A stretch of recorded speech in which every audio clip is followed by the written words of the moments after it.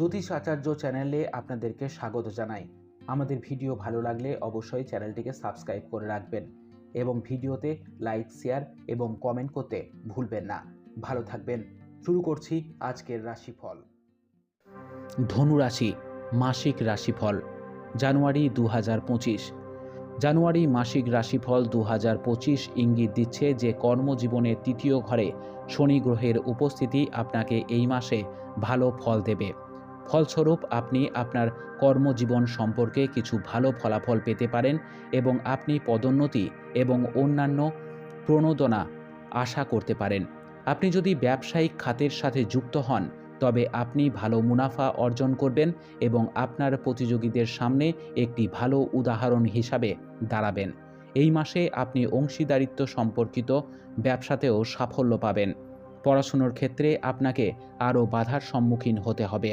অধ্যয়নের সময় আপনার একাগ্রতা হ্রাস পেতে পারে, যা এই মাসের জন্য অত্যন্ত গুরুত্বপূর্ণ হতে চলেছে। আপনার কাজের দক্ষতার কারণে আপনার পড়াশুনোর ক্ষেত্রে উচ্চ সাফল্য অর্জন করা সহজে সম্ভব হবে না। এটা সম্ভব যে আপনার পরিবারের সদস্যদের নৈতিক মূল্যবোধের অভাব রয়েছে। সমন্বয়ের অভাবে আপনার পরিবারের সদস্যদের সাথে অবাঞ্ছিত তর্কের সম্ভাবনা রয়েছে, যার ফলে আপনি আপনার পরিবারের সদস্যদের সাথে সুখ হারাতে পারেন। আপনার এবং আপনার প্রিয়জনের মধ্যে বোঝাপড়ার অভাব থাকতে পারে, যার কারণে তার প্রতি আপনার ভালোবাসা বা আপনাদের দুজনের মধ্যে যা কিছু আকর্ষণ ছিল তা হারিয়ে যেতে পারে।